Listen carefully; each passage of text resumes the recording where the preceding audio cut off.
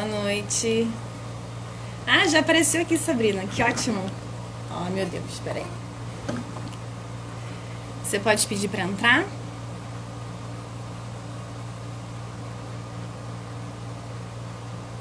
Eu acho que hoje a internet vai cooperar.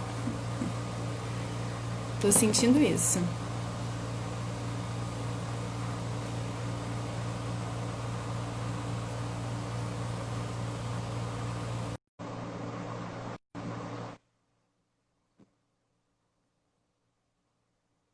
Tá aqui, aguardando. Ah, foi. Boa noite, Fábio. Boa noite, Sabrina. Boa noite. Boa Eu noite, acho que hoje colegas. vai, né? Tem que ir. Tomara. É. Sim. Vou esperar um pouco mais de pessoas entrarem, porque acho que você entrou muito rápido. Foi ótimo isso. Thalita, boa noite, pessoal. Obrigada por estar acompanhando o Antropopapo numa quarta-feira à noite. Pelo menos aqui em Nova Iguaçu tá bem quente. Aqui em Dizem que São José de vem uma Ubá, massa polar, né, por aí. Vamos ver até onde esse frio vai chegar. aqui em São José de Ubá também está muito quente, mas Nossa, tá perfeito hoje, Sabrina. Tô te ouvindo muito bem. Então, pessoal, hoje, né, vamos dar continuidade ao Antropopapo de semana passada, né? Meu nome é Uli Falcão, eu sou pesquisadora de pós-doutorado do INEAC, né, Estudo de Estudos Comparados em Administração de Conflitos, e essa atividade, o Antropopapo, ele integra um projeto de divulgação científica, que é chamado INEAC ao vivo, né?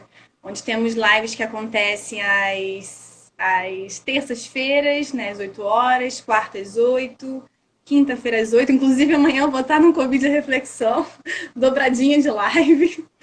E às sextas tem sexta básica às 5 da tarde, e às 9 horas tem o Luz Vermelha, né? Que inclusive vai estar com um timaço essa sexta-feira, né? E vale a pena consultar aí a programação e seguir a gente no YouTube também, no canal do INEAC. Bom, a ideia de hoje, né? Inclusive, Sabrina, muito obrigada por aceitar o convite, por ter aceitado o convite, e obrigada por se dispor também, né, a tentar mais uma vez a falar, né? Porque a internet, né, essa coisa incerta, instável, né, dificulta um pouco essa comunicação agora em tempos de pandemia. Então, hoje a gente está com a Sabrina Souza, ela é antropóloga, né, tem formação, tem graduação em Ciências Sociais, mestrado, doutorado em Antropologia pela UF. E hoje o título da live é Perspectivas Antropológicas sobre Justiça Militar Estadual, né? E faz parte da tese dela, né? A ideia é falar um pouco sobre a tese dela, que foi recentemente publicada. Tá com a tese aí? tá aqui atrás. O livro. A Thalita falou da Tá composição dos livros, está ali atrás, mas tem uma aqui na minha mão. Olha, o livro lendo. é da O nossa nome. coleção. Pode falar, Sabrina. É da nossa coleção, Conflito, Direito e Sociedade, é o número 25. Tem prefácio do Roberto Cante de Lima, né, que foi meu orientador. E como as pessoas têm acesso a ele?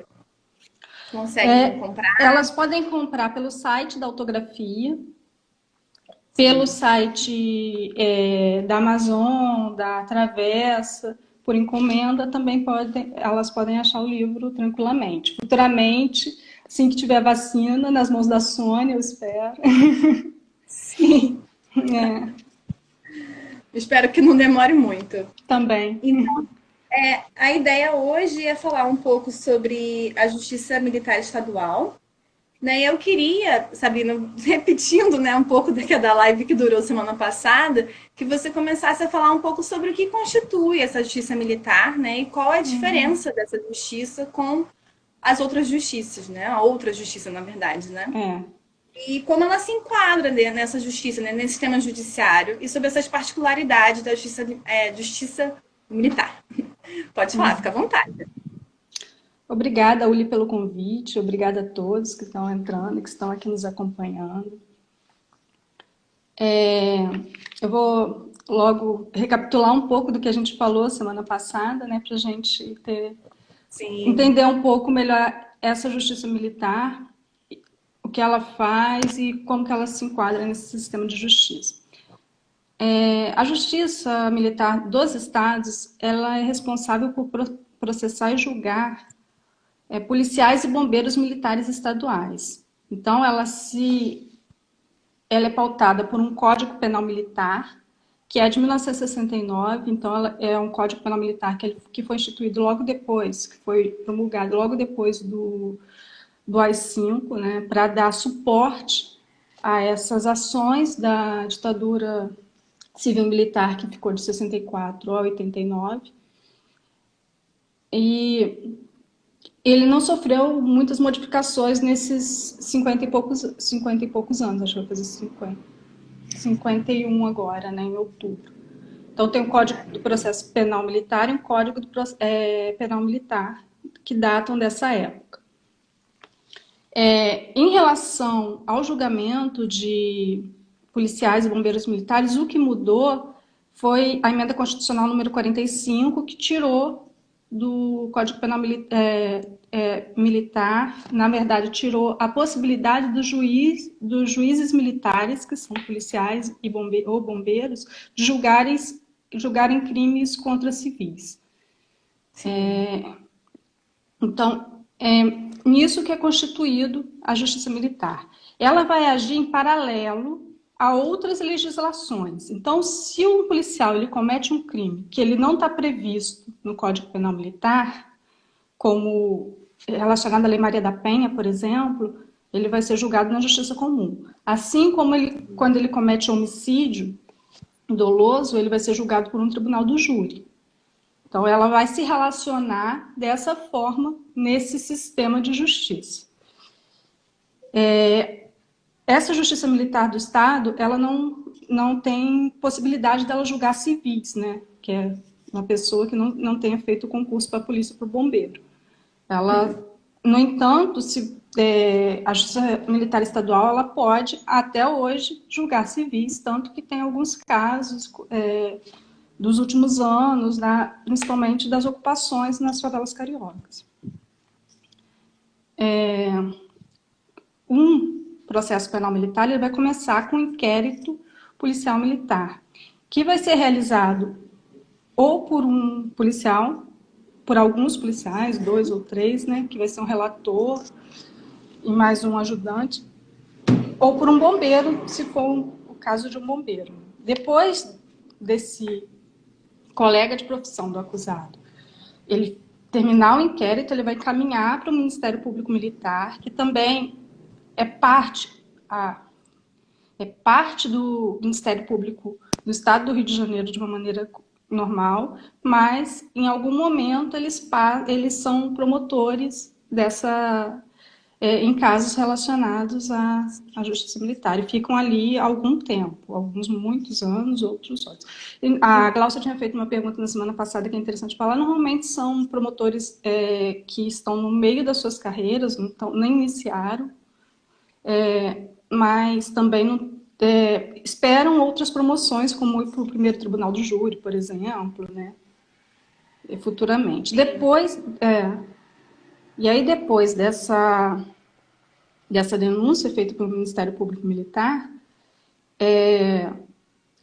o juiz, que é chamado de juiz auditor, que é um juiz togado do Tribunal de Justiça Comum, que também vai passar, em algum momento, aceita ou não a denúncia. E aí, aceitando... Então, assim, queria que você deixasse um pouco mais... Você visse quais são essas instituições que fazem parte da Justiça Militar. Assim, a gente tem alguns ouvintes aqui que estão super interessados em entender como ela se organiza mesmo. Assim, quais são as instituições? Você falou da promotoria, né? Da defensoria, e são todas... Eu tenho medo de te cortar. Não, tô te ouvindo. A promotoria do Ministério Público, né? É um Ministério Público comum que tem uma seção que é o Ministério Público Militar. O Tribunal de Justiça, que vai indicar o juiz auditor, que é um juiz togado do Tribunal de Justiça, e um defensor. No caso, apenas a Defensoria Pública, ela faz um concurso público específico para o defensor Só a trabalhar defensoria. a vida inteira ali. Ele não vai passar o defensor não vai passar por outras instâncias da Defensoria Pública. Então, ele vai ficar a carreira dele inteira no Rio de Janeiro é assim. Eu não conheço muito bem os outros estados.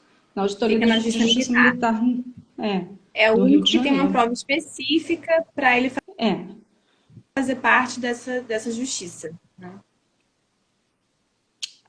isso. E aí tem a polícia.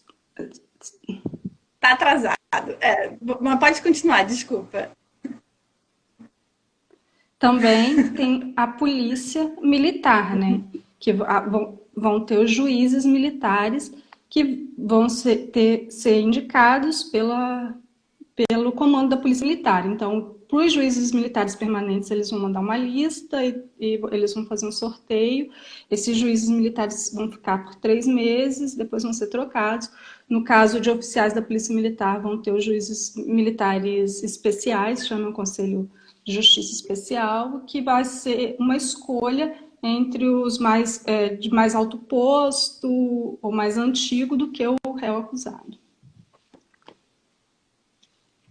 E como essas denúncias, como é que esses crimes eles chegam até a justiça militar, né, as historias? Como que uma extorsão ou um crime cometido por um policial chega até a justiça? Você podia descrever um pouco como é que é esse caminho, né?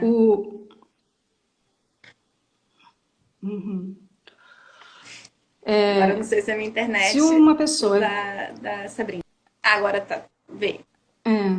Vocês estão me ouvindo bem ou tá cortando? Eu tô te ouvindo agora. Entendi. Se alguém for vítima de um policial militar ou de um bombeiro, ele pode, no caso da polícia militar, né, que é o que eu mais fiz trabalho de campo, que já é um pouco mais organizado para isso. Teoricamente, ele pode procurar uma delegacia de polícia judiciária militar, que é uma delegacia que é ocupada por policiais militares que vão fazer esse inquérito policial militar. Também pode procurar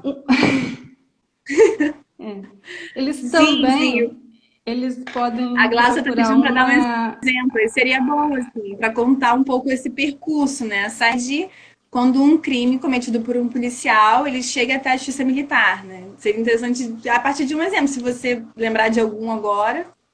Não, claro. O Joãozinho, acho que na tese eu dou o nome de Carlos. Carlos, ele estava fazendo uma entrega no caminhão da empresa do pai. E ele foi parado por policiais militares que apesar de terem visto que estava tudo certo, isso segundo a argumentação da testemunha que foi vítima, né? Eles pediram uma quantia em dinheiro, acho que era R$ 1.200, para liberar o caminhão. E aí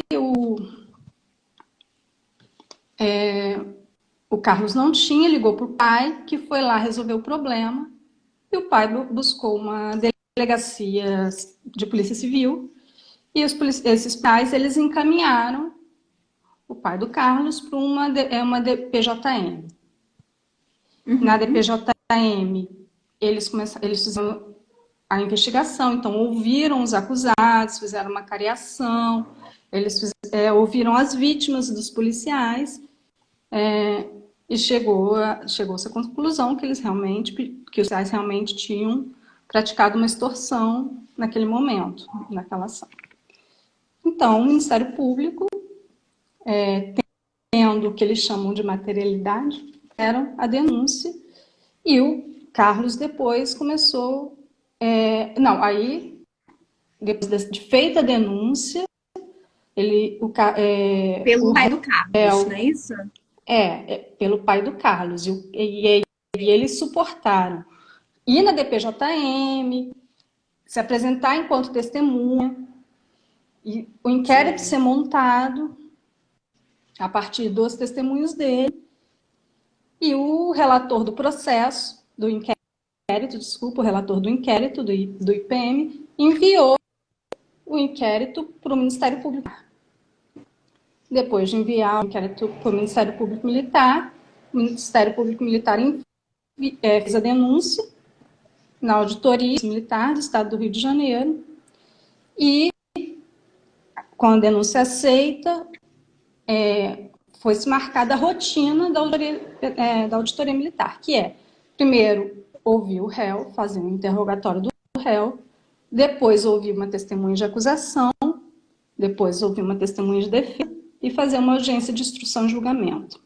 Nesse caso, tudo foi feito com um juiz singular e não com conselho de... com Conselho de Justiça. E esse processo, tudo, para acontecer cada uma das audiências, demora meses, às vezes, né?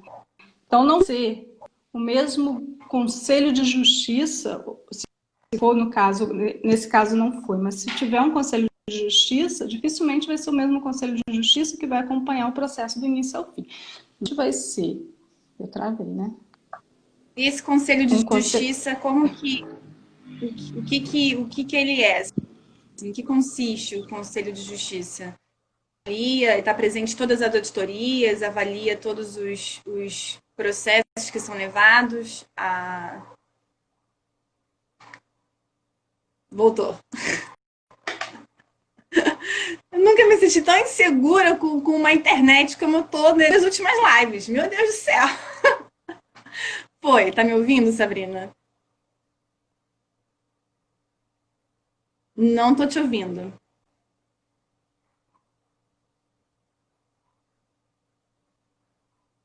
Sabrina, não tô te ouvindo.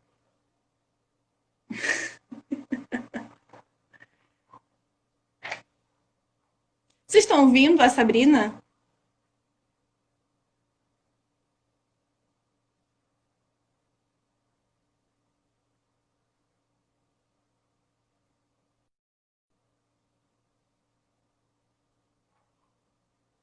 Sabrina, eu não te escuto.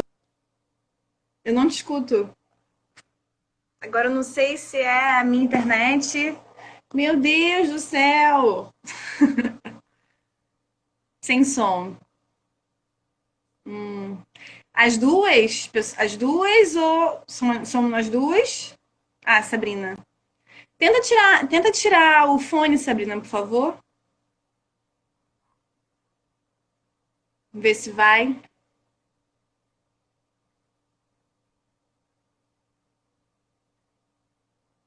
Tirou? Não? Tira o fone, por favor.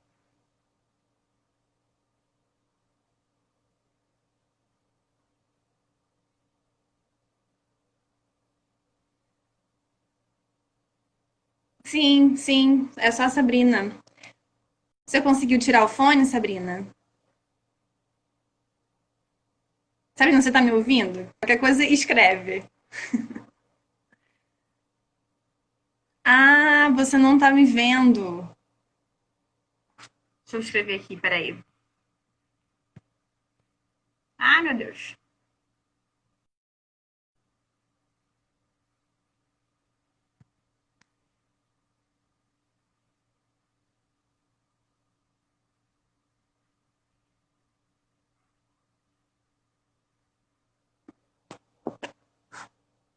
Pronto. Tenta tirar o fone. É, isso. Não, não tô te ouvindo. Faz o seguinte, vamos tentar então. Você sai e depois volta. Pode ser? Para não reiniciar a live. Aí, se voltar e permanecer dessa forma, aí a gente reinicia a live, que vai ser o jeito. Também não tá me ouvindo? Ai, meu Deus.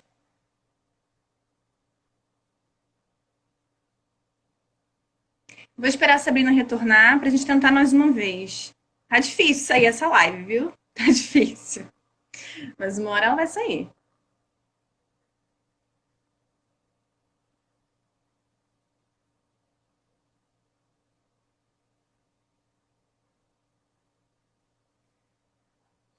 Ah, obrigada, Thalita. Torcer, tá complicado. E agora? Tô te ouvindo. Essa internet. Que bom. Graças a Deus, às deusas, estou te Eu tô te ouvindo. ouvindo, te ouvindo agora, Ai, não que tá? bom. Eu já pensei que eu teria que reiniciar de novo. Meu Essa Deus do céu. internet, essa minha internet, Voltou, eu ai meu aumentei, Deus do céu. eu aumentei o plano de dados, mas não pagando mais caro, mas Vamos lá, nem assim. a gente parou Mas na. voltando, vou falar do Conselho de Justiça. Sim, do que seria esse Conselho de Justiça dentro dessa rede, né? Desse caminho em que as denúncias percorrem. A gente parou por aí. A Glaucia tem que funcionar também, Glaucia destranca tese, Glaucia destranca live Tá. também, pô. Pode falar, Sabrina. Né? O Conselho de Justiça, ele é formado por um juiz autor, né, que é esse juiz do Tribunal do Júri, e Ah, por sim. 4 juízes militares. E aí ele pode ser... Esses juízes militares, eles são da Polícia Militar, que são indicados pelo comando, eles são, segundo dizem, sorteados. Então, isso é o Conselho Permanente de Justiça, que fica 3 meses. Ah, O sim. Conselho Especial de Justiça, formado por, vai ser pelo juiz auditor, que vai presidir, e por 4 oficiais de patente superior ao acusado. Então, assim, é o Conselho de Justiça. Sim. E eles, aí, no caso do Conselho de Justiça, ele vai, teoricamente, como eu falei semana passada, e vou repetir hoje, teoricamente, ele vai julgar os que não têm vítima civil. E o juiz auditor julgar os casos com vítimas civis. No entanto, o que acontece é que muitas vezes quando o caso tem alguma repercussão pública, ou é um caso de alguém que é muito importante, é muito comum colarem um crime que também não existiria, que é uma vítima civil, que é o tipo de crime que eles chamam de propriamente militares, para que o caso vá para um conselho de justiça e seja julgado também pelos pares. E aí, nesse conselho, o juiz auditor ele vai ter um voto e vence por maioria, não é consenso.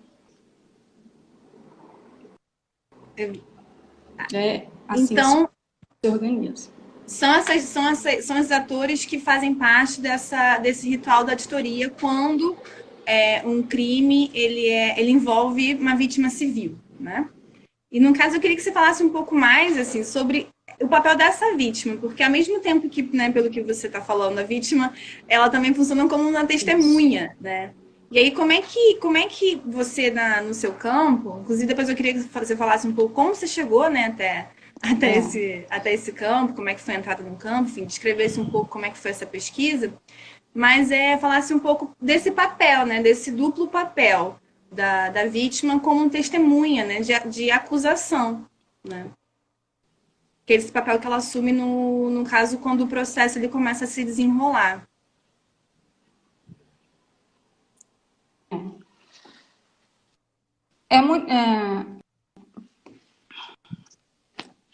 É muito comum a vítima ela ser arrolada enquanto testemunha. Normalmente, é a única do processo inteiro a fazer uma denúncia, ele seja levado até o final. Né? Sim. De maneira que... Então, esse espaço da vítima, ela primeiro que lidar com os colegas e aí, a maneira que vão tratar a vítima, ela vai ser muito desigual, dependendo de quem você é. Então, tem um caso que eu cito muito, que eu falei na outra, que é o caso de um sobrinho desembargador que foi extorquido enquanto descia a serra, e aí o tio dele ligou para o batalhão, eles fizeram uma cariação com todos os policiais militares para saber quem tinha feito quem era o O tio fato. dele era Então, e aí a hora policial. que ele foi, Eu não ouvi direito. o tio dele era desembargador da Não vítima, ouvi, desculpa. Tá. da vítima. E aí ele foi, quando ele chegou na auditoria, e a auditoria tem, na época que eu fiz trabalho.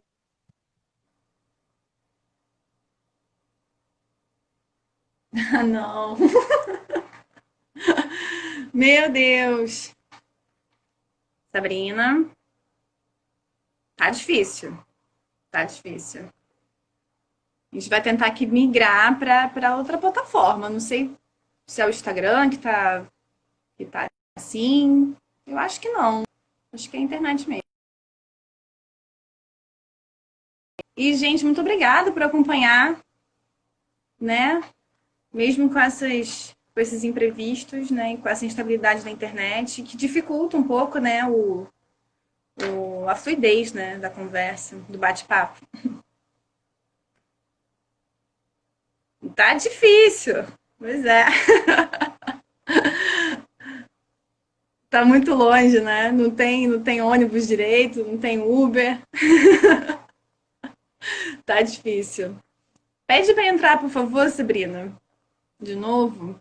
Vou tentar te convidar aqui.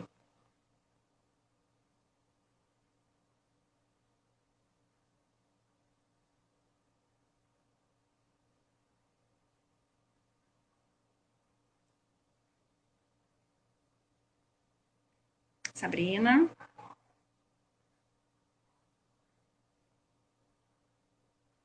Tivemos de novo meia hora de live.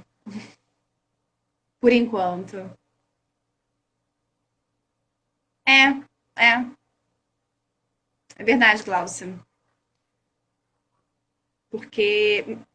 Mas eu tô ouvindo com um pouco de dificuldade ela. Sim.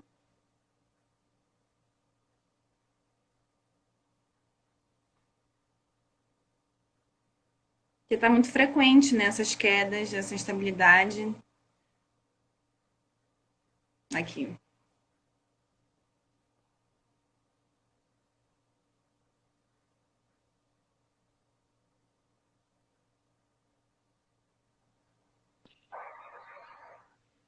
Gente, obrigada por acompanhar, viu? Porque acompanhar uma live com problemas tecnológicos é difícil.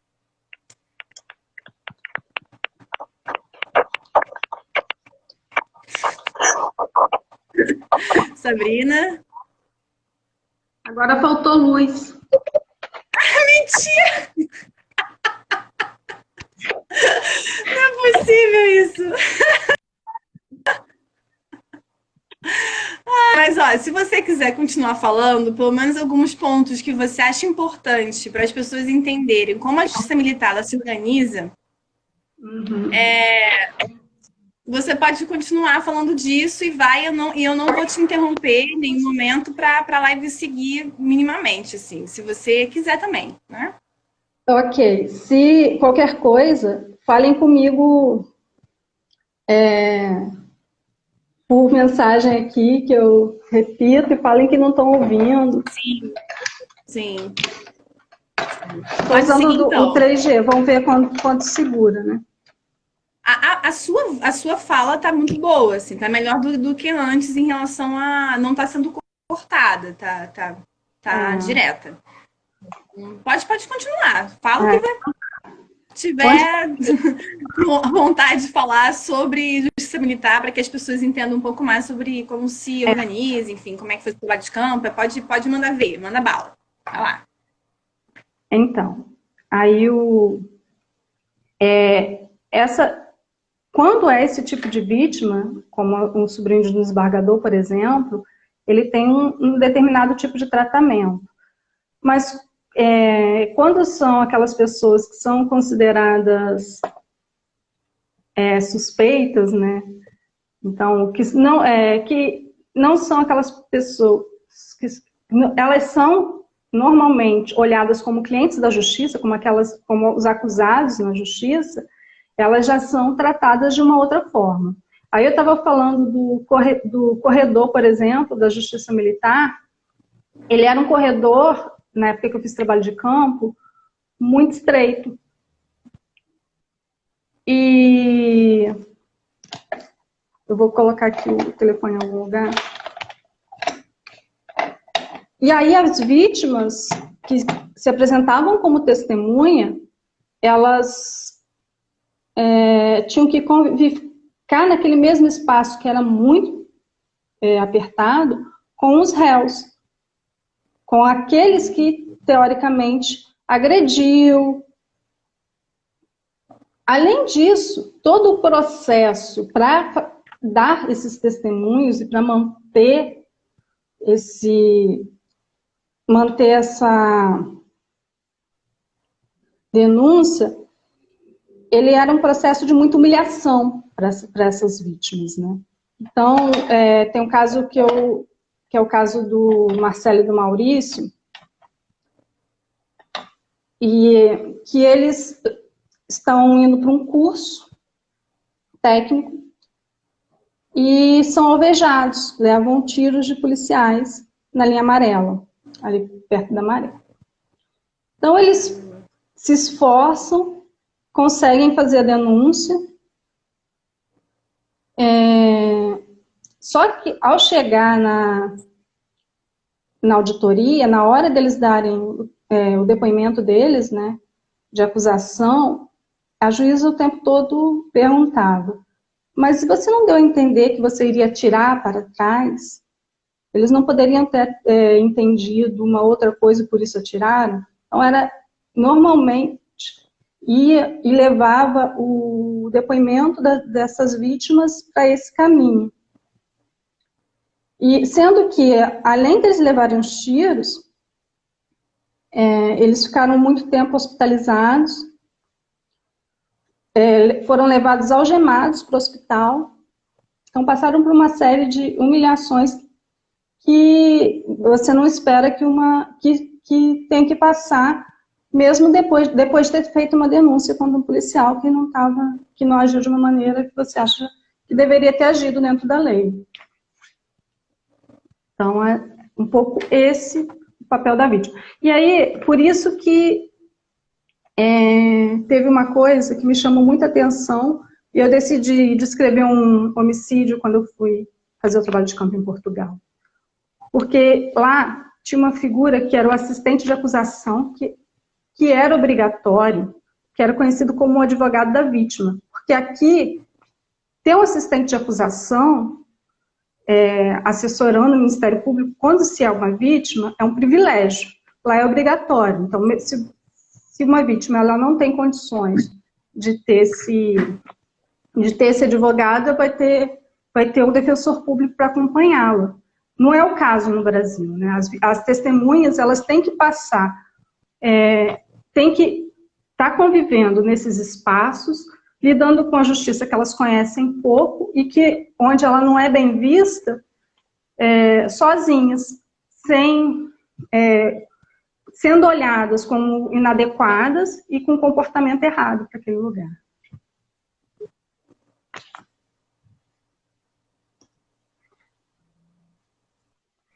Alguma pergunta, Lê?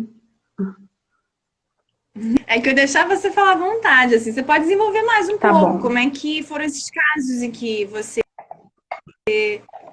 acompanhou na auditoria, né? Afinal, você acompanhou bastante, eu tenho, né? Mais auditorias. Então, você pode falar um pouco mais disso e fazer essa comparação com Portugal, né? Como é que foi o seu sanduíche em Portugal e quais foram os contrastes que você fez e descreveu na sua tese, no seu livro. Tá. E aí, depois, eu comecei o trabalho de campo em final de 2009, e em 2011 eu viajei para Portugal, né? Quando eu viajei para lá, eu pensava em fazer alguma coisa que já, assim, que eu conseguisse comparar com o que eu já tinha feito aqui, porque eu não tinha, eu não queria acompanhar o homicídio, porque não era papel da Justiça Militar, mas acabei acompanhando, primeiro porque eu estava querendo entender como era essa ação, segundo porque lá, lá no caso da polícia que eu acompanhei a Polícia de Segurança Pública, ela não era uma polícia militarizada, ela começou a deixar de ser militarizada desde 74, depois do Estado Novo. Então, ela era uma polícia que tinha um código disciplinar, e uma inspeção, a Inspeção Geral de Administração Interna investigava esses policiais mas elas eram, quando tinha um crime de fato, era a justiça comum que ia fazer todo o processo, então elas iam ser denunciadas. E acompanhando, apareceram algumas questões disciplinares. No entanto, quando eu fui ver, aí, como tinha o julgamento, e de um policial, e isso não era uma coisa comum, era raro, eu comecei a acompanhar o julgamento. E justamente por isso eu falei, não, aqui tem uma comparação que, por contraste, que é bem interessante. Que é essa pensar, porque o Ministério Público ele se colocava enquanto representante do Estado, ele estava do lado de um conselho, lá é um conselho de juízes, né, que nesse caso o júri é uma solicitação, mas eles têm um conselho de juízes que vai julgar esses casos de homicídio. E o próprio Ministério Público ele vai pedir para o caso de homicídio ele deixar de ser homicídio que a gente conhece como doloso, né, para ser homicídio como por negligência. E aí o policial ele não ia precisar sair da polícia. E o caso de homicídio eles estavam trabalhando numa operação stop, que é como nossas blitz, e um MC conhecido ultrapassou o sinal. Nele ultrapassando o sinal, eles fizeram uma perseguição e ele não parava. Os policiais deram um tiro para cima e 2 em direção ao carro. E num desses 2 tiros acabaram acertando o MC. E era um MC negro, então tinha também uma ação de militância do movimento negro sobre o caso, que tinha alguma repercussão, né, aparecendo nos jornais, e então eles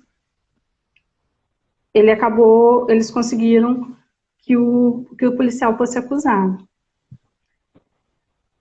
Mas chegando lá, quem faz a denúncia também é a vítima?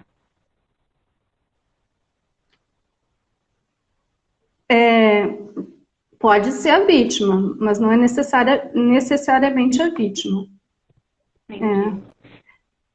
E a vítima não precisa aparecer como testemunha. Uma outra coisa que me chamou a atenção é que eles, em todos os testemunhos, eram para falar da técnica. Era pautada no fato e na técnica do policial, que não atirou de uma maneira correta, porque ele teria que ter atirado para acertar o carro, e não a vítima, na qual ele acertou. De qualquer forma, a vítima lá é muito presente. E essa vítima vai ter alguém para representá-la na assistência da acusação sempre. Aqui também. Mas para falar da pergunta da Gláucia, desculpa, Sabrina, tá me pegando o gancho para falar um pouco da pergunta da Gláucia sobre os argumentos, né? Quais são os valores que são acionados e mobilizados nos argumentos da defesa e da acusação, que eu acho que tem a ver também com isso que você está falando agora de Portugal, né? Quais são os valores e os argumentos que são mobilizados nesses processos? Aqui ou em Portugal, aquela que Nos dois, acho que nos dois. Você falou que em Portugal, né? Tem essa questão da ênfase no protocolo, né? Parece, né? A questão do protocolo, de não seguir, né? Uma conduta que está aparentemente explícita. E a diferença daqui com o Brasil. Não sei se tem também, né? Mas é uma pergunta que eu acho que tem um gancho com a pergunta da Glaucia. Lá, o que eu vi é que não se... fala-se o tempo todo da vítima enquanto vítima, né? Vítima, mesmo que seja por negligência, é uma vítima do policial. Aqui, apesar de chamar, apesar de chamar de vítima, muitas vezes trata a vítima como uma potencial suspeita daquela ação. Então, é assim, ela pode ter feito alguma coisa naquele momento da ação policial que é um crime, para que esse policial cometesse aquele crime. E aí, o tempo todo vai ser julgado a forma que ele se veste, de onde ele vem, como ele fala. Todos esses valores, eles vão ser acionados. Por isso, quando tem o caso do Marcelo e do Maurício, que é o nome fictício, tá, gente? Que a juíza ficava perguntando se eles não tinham deixado a entender que eles iam atirar em algum momento. E por isso os policiais, para se defenderem, teriam atirado. E aí, uma outra coisa, o caso ele foi enquadrado como lesão corporal. Não foi tentativa de homicídio, né? Então, eles foram alvejados, levaram um tiro no intestino, mas o caso foi enquadrado como lesão corporal e por isso acabou na auditoria militar. Então, sim, principalmente esse. E aí, se for alguém, como no caso que eu contei, do sequestro na outra live, né, que são moradores de classe média de Niterói, e os policiais sequestraram uma jovem e foram e pediram dinheiro para libertá-las, a vítima ela não vai ser tratada de uma maneira humilhante. Ela vai ser tratada enquanto uma vítima de um crime que é um crime potencialmente hediondo. Desculpa, gente. É um crime potencialmente hediondo. Porque se fosse enquadrado na justiça comum, seria um crime hediondo. Né? Como ele foi para a justiça militar, não é. Ou o caso do sobrinho do desembargador, que ficou esperando dentro do gabinete da juíza e não no corredor com todo mundo. E tem casos, por exemplo, de ameaças do réu à vítima no corredor da auditoria. Então, se você puder falar um pouco mais sobre isso. Ou, enfim, fala o que você quiser mesmo. Caso dê algum problema aqui. Não posso falar. Então, teve um caso que eu acompanhei que era... Eu não sei qual foi o caso que originou, mas o que eu ouvi, o testemunho da vítima era de um caso de ameaça em que o policial havia ameaçado ali dentro dos corredores da auditoria. Então, já tinha tido um caso anterior em que a vítima tinha prestado queixa, tinha conseguido passar por todo esses trâmites, né? Ou esses processos de humilhação, e chegando lá, ainda passou novamente por humilhação, teve que fazer tudo novamente. E aí, nesse caso, ela já procurou diretamente o Ministério Público, que também pode ser uma opção para algumas vítimas, né? Procurar diretamente o Ministério Público. Então, esse acaba sendo um pouco, assim, como se relaciona esses policiais com a vítima. Porque, como eu falei semana passada, gente, os únicos espaços de escuta e de possibilidade de denúncia é dentro da própria corporação. A gente não tem instituições, tem uma ouvidoria, tem um disque denúncia, mas instituições que construam um inquérito, a gente não tem no Brasil, e não é uma discussão que é muito feita, né?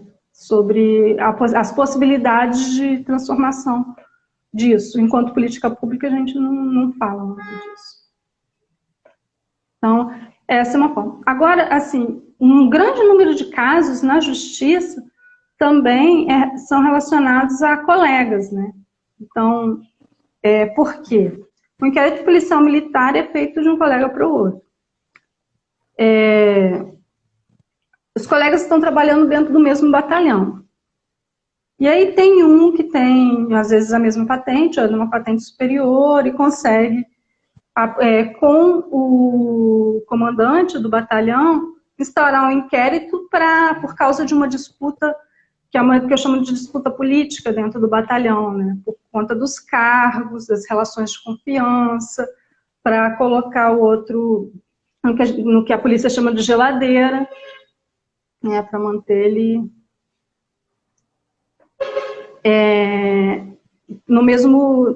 com a mesma patente por muito tempo, né? Então, porque esses cargos de comando, como eles são escassos, eles acabam usando essas estratégias jurídicas para conseguir atrasar, né? Ou para conseguir uma promoção. Assim, além disso, existe um tratamento especial para aqueles casos que aparecem na mídia. Quando eu entrevistei o corregedor, por exemplo, né, ele falava, não, todo dia a gente recebe as principais notícias dos jornais relacionadas a policiais. E aí, se a gente vê alguma coisa que é uma total inversão, né, que quem faz a investigação é o jornalista. Se a gente vê alguma coisa que é passível de denúncia, a gente faz um inquérito. Isso porque eles recebem milhares de DVD, na época era DVD, né, recebiam muitos DVDs com denúncias contra policiais, que eram casos gravados, mas eles nem olhavam. Mas esses casos que são levados à auditoria pelos jornais ou por jornalistas já são olhados com maior carinho, vamos dizer assim. Porque tem uma visibilidade pública. Então, a mídia ela também tem um papel importante. Sabrina? Eu não te ouvi. Sabrina? Eu não te ouvi. Sim, eu estava falando, então, eu estava comentando só, então, que a mídia também tem um papel importante em como esses processos geados, né? E também classificados, né? Hierarquizados, de acordo com o tratamento midiático que o processo recebe, né? E além de fazer o papel de investigação, como você falou. Isso. A mídia tem um papel importante. Eu acompanhei, por exemplo, um caso que me chamou muita atenção por todo o contexto em que foi a audiência. É um dos poucos casos que eu acompanhei do início ao fim, que foram dois policiais que eles foram acusados de extorquir os jovens que atropelaram o filho de uma atriz de televisão.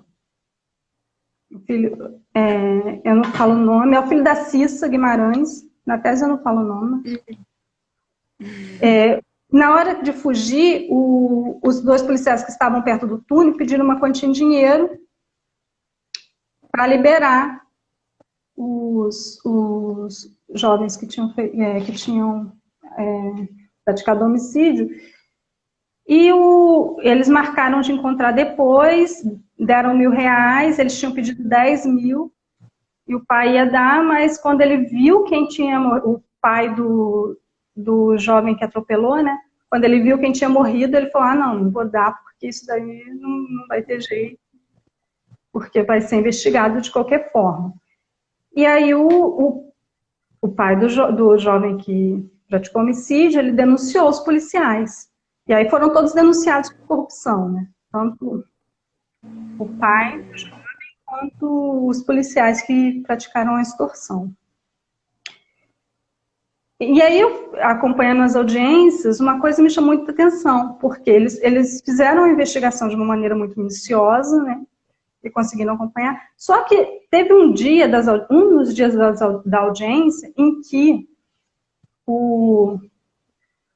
a audiência seguinte, os policiais tinham alvejado uma senhora em Porto da Pedra e deram tiros nelas, por engano, segundo eles, e estavam sendo acusados de uso indevido de arma de fogo, alguma coisa relacionada a isso. Nem era a lesão corporal da mulher, da senhora. Uhum. Só que logo depois da audiência relacionada ao caso do filho da Cisa, todos os jornalistas levantaram e saíram. E a audiência seguinte, eles trataram a senhora com uma total desconsideração, assim, de uma maneira muito, assim, dando muito pouca importância ao que ela tinha para contar, né? Reafirmando que tinha sido um acidente, que os policiais tinham tirado primeiro num muro. Então, foi uma relação, novamente, muito desigual nessa forma de tratamento, como é todo o tratamento na polícia do Rio de Janeiro, né? No caso, é um outro sistema, né? É um outro sistema judiciário, na verdade, é uma outra justiça que usa esse tratamento desigual e hierárquico, né? Que a gente que existe, né, na sociedade brasileira, como, enfim, trabalhos do Kant fala, o seu trabalho fala disso também, como outros trabalhos também do estudo. Né? Então, está presente também nesses casos, né? Que no caso, os casos de repercussão, você trabalha um pouco com essa categoria também, né? Você podia falar um pouco sobre isso, né? Porque no caso desses casos de repercussão recebem maior atenção, né? Por conta desse tratamento desigual, né? De pessoas que são tidas como desiguais, né? Que é a máxima do nosso sistema jurídico. Isso. Então, assim, não só as relações... Vocês estão me ouvindo? Sim, estamos te ouvindo. Que tá cortando. E as mensagens não estão passando, porque minha tela parou. Uhum. Então, assim, uma das questões que eu chamo a atenção é que, para a vítima, ela precisa se esforçar para construir um caso contra um policial, e para ela conseguir que esse esforço tenha sucesso, ela precisa conseguir inverter esse lugar hierárquico que ela está. Então, ela tem que mostrar que ela está num lugar hierárquico superior a esses policiais. Porque, do mesmo jeito que esses policiais, eles são tratados de maneira muito desigual, tanto que tem um conselho permanente para eles que vai mudar de 3 em 3 meses, então não vai ser os mesmos oficiais que vão julgar, no caso dos praças, e um conselho especial para os oficiais, e eles são tratados desigualmente, eles vão reproduzir essa desigualdade, que na atuação nas ruas. Então, isso é muito nítido, quando a gente acompanha um número grande de audiências, de processos, e tem uma atenção para elas, isso fica muito claro nesse tratamento desigual. Tem uma pergunta aqui da Glaucia, inclusive, eu acho que vai ser a pergunta para finalizar, porque a gente só tem mais 5 minutos. Passa muito rápido, mesmo com todos esses problemas, se passa muito rápido. Ela tá eu acho que os aqui, problemas... Você consegue ler a pergunta? Não. Então, deixa eu ler para você. Quando é um caso como esse da Cissa, o processo corre em separado ou todos vão para a justiça militar ou comum? Não entendi. No caso, os policiais e o pai do acusado. Vou repetir para você que eu também não entendi muito bem, não. Quando é um caso como esse da Cissa... Agora entendi. É separado. É separado. Separada? É separado. O civil vai para a justiça comum e o militar fica na justiça militar. Na justiça militar do Estado não tem casos de julgamento de civil. Nunca acompanhei nenhum caso. Então, os dois são acusados. E houve uma conversa, alguma relação em relação ao resultado do processo? Não, assim, o que teve foi o testemunho das supostas vítimas, que aí o pai foi acusado das vítimas, né? O pai foi acusado de corrupção, mas o filho e o colega do filho, eles ambos foram ouvidos enquanto testemunhas. Então, só dessa maneira que dialogou um pouco. O pai, por exemplo, ele não foi ouvido como testemunha nesse caso. Entendi. Não foi uma testemunha Sabrina, de acusação. se você quiser falar mais alguma coisa, pode falar. Uma outra coisa que eu queria chamar a atenção que tá terminando, assim, faltam 3 minutos só. Tá. Então, o que você tiver, acho importante colocar sobre a sua tese, sobre o seu livro, você pode falar agora. Só uma coisa, para finalizar. Quem faz o inquérito também participa como testemunha. Então, os policiais que fizeram o inquérito também vão ser testemunhas de acusação. Para finalizar, eu gostaria de chamar vocês a conhecer o livro, e quem tiver interesse, o prefácio é do professor Roberto Conte de Lima, logo vai ter no nosso acervo, com a Sônia. É um pouco isso. Demorei um pouco para publicar a tese é de 2013, né? Mas agora, finalmente, terminei, né, de revisar e de colocar aí para todo mundo ler, né? Colocar... é outro processo, né? E quem quiser... Pode continuar, Sabrina, desculpa.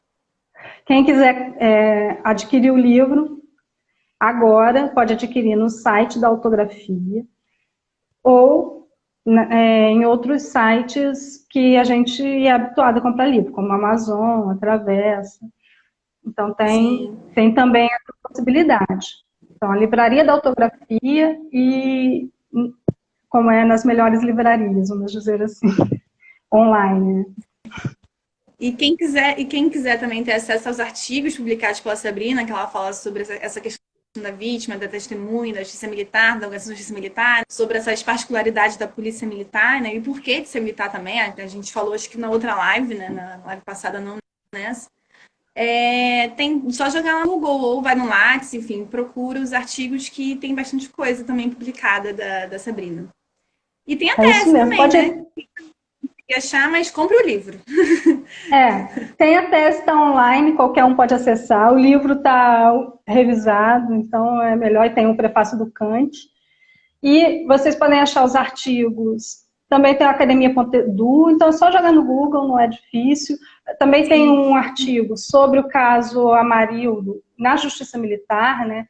Que é no livro sobre os casos de repercussão,